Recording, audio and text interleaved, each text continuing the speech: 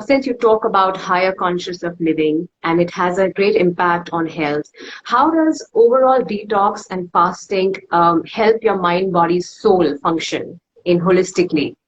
You would have had some profound experiences there, having done these programs rigorously and being part of meditation.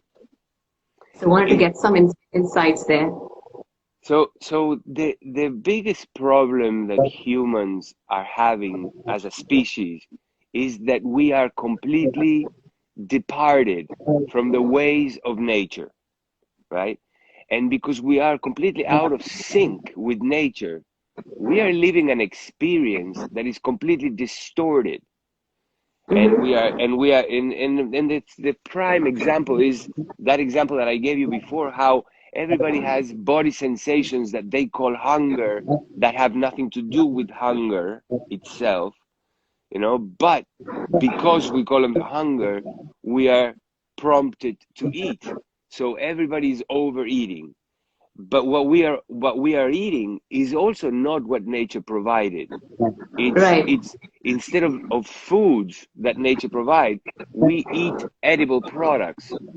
We grab the foods, and that becomes one of the ingredients of these edible products, right? Because real foods don't have ingredients, they are the ingredients. But Mhm. what we're eating today is a bunch of crap full with chemicals, right? Right. That has nothing to do with what nature intended us to eat.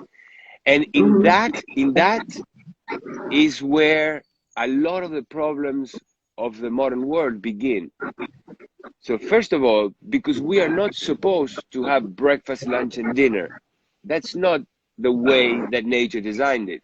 Right. If you look around and you see all the animals in the planet that live according to the way that nature designed them, they are living in natural habitats.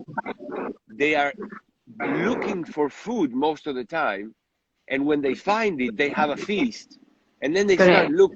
they start looking for food again. So Right.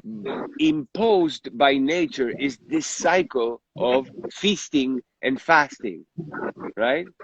But Interesting. now, but now we are eating all day long, and because we are eating all day long, we are digesting all day long, and digestion itself is a highly energy consuming process Correct.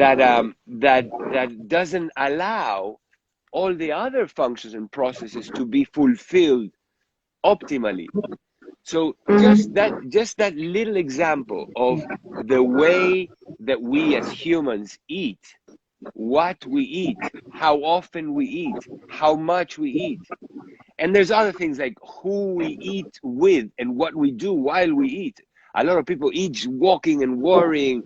A lot of Yeah. people eat in cafeterias with people they don't like, in conversations that they don't like. So all this unnatural way of doing just that, eating, does not allow us to really be present, be aligned with nature, and be functioning optimally inside our bodies, because those food-like products with chemicals that we eat end up somehow harming our bodies and turning on the inflammatory response, Right.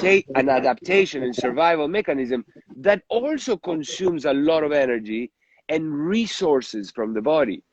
So if you look around, most of humanity are living not in the present moment, and completely inflamed. So that's the definition of unhealthy, unconscious living, right? Right. According The, to the Indian scriptures, they say that we are all asleep. We are all in a dream state. We haven't awakened at all. Till the time we don't get a learning from our scriptures, we are all asleep. We aren't in an awakened state. We're all in deep sleep state, actually.